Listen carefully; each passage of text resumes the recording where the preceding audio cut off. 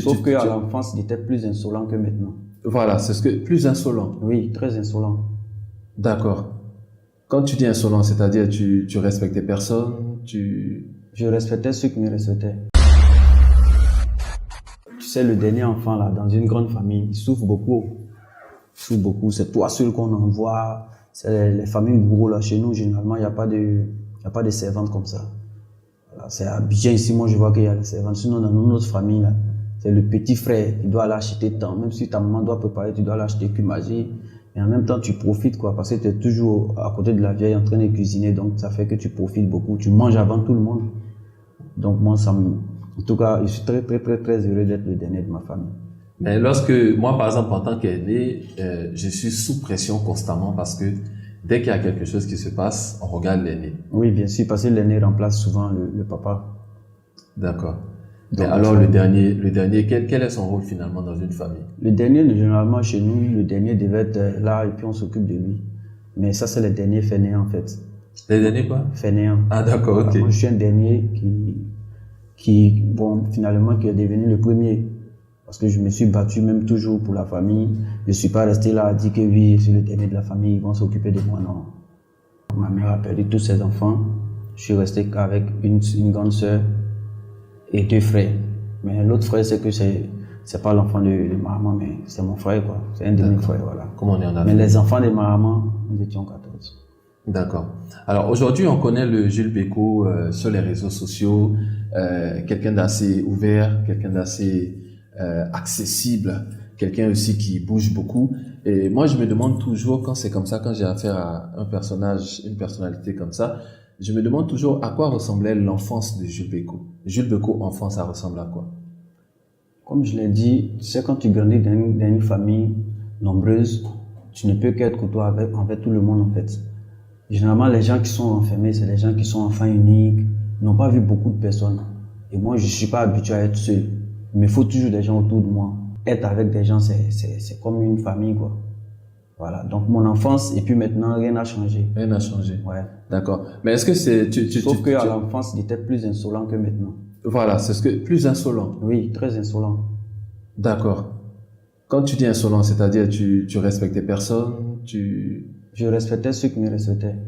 Déjà enfant. C'est-à-dire que quand tu fais erreur nette, là, tu vas voir ma position, quoi. D'accord. Tu parlais mal, c'est ça? Ou bien c'était la En quelque bagarre? sorte, parce qu'on me frappait beaucoup pour ça.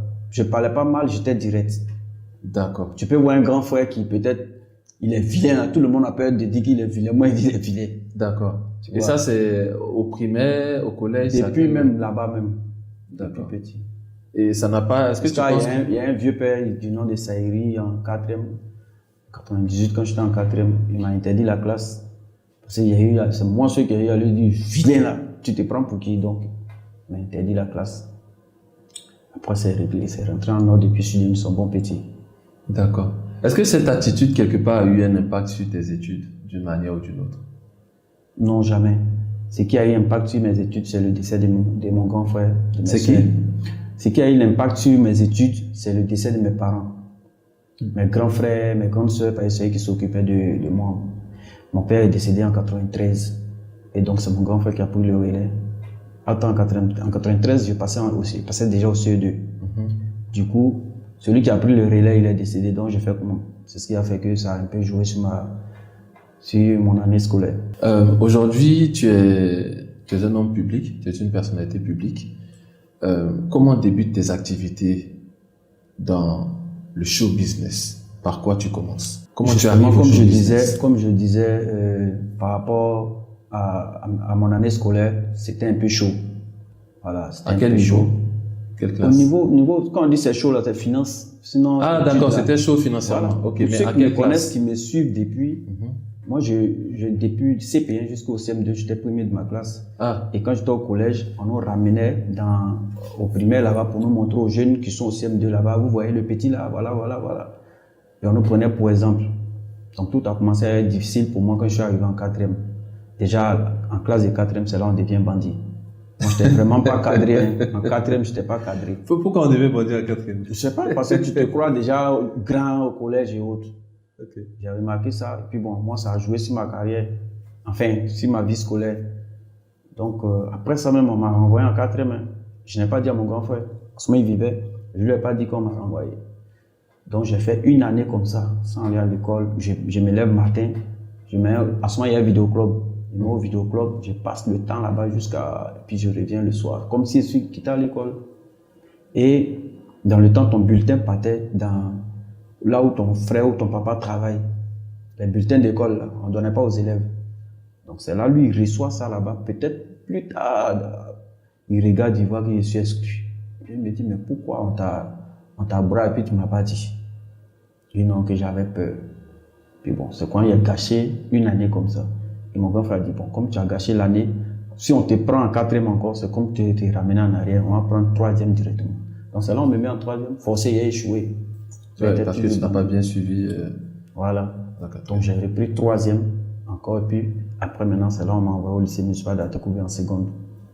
C'est-à-dire que c'est la classe de 3e seulement, il n'est pas fait au lycée. On m'a ramené en 4e au lycée. J'ai fait 2 ans dehors. Quand il y a eu le BPC, on m'a ramené en seconde là-bas. C'est là, j'ai fait terminale. Et en partant maintenant vers première, c'est là mon grand frère décède. Wow. Encore un autre coup de jeu. Voilà. Quand il est décédé, déjà, 4e, ma grande soeur est décédée. 3e, ma grande soeur est décédée. Seconde, j'ai perdu encore une personne. Wow. Maintenant, là, en première, là, c'est là mon grand frère est décédé. C'est là, Beno, lui, il était mon ami en seconde. Et chaque fois que j'arrivais. Serge Beno. Oui, on s'est connus en seconde. Mais il était dans une autre classe. Il n'était pas mon ami. On ne se parlait même pas. Il était trop choco pour nous. Voilà. Déjà en seconde, lui, il avait le téléphone. Il y avait une autre fille dans notre classe aussi qui avait le téléphone. Moi, mon ami Stéphane, il parle rarement de lui parce que lui, il gère son champ de cacao. Maintenant, on va voir. Mais on s'appelle, on se voit souvent quand il est à Abidjan. Et lui et moi, on était prêts à en découdre avec Beno parce qu'il venait dans notre classe pour chercher une autre fille. Donc c'est comme ça, quand on arrive en première, moi, on me met dans la même classe avec Beno. Et puis mon ami, on le met. Parce que quand vous arrivez là, on vous divise. Pour ne pas que les mêmes personnes là se suivent. Effectivement. Et puis je reste en première maintenant avec Beno. Quand on fait première A, il n'y a pas beaucoup de garçons là-bas. Que des filles. On t'a oublié. Non, là, maintenant, tu as l'embarras du choix. Non, je suis là maintenant. Et puis bon, après, Beno m'invite souvent à la récréation. Viens, on se voit. Tout quand on sort, moi, il me fait d'abord quoi. Parce que moi, après, j'ai parti à l'école comme ça, sans rien, sans transport, sans déjeuner, rien. Je vais à l'école comme ça. Après, Benoît est devenu mon mentor, il est devenu mon frère.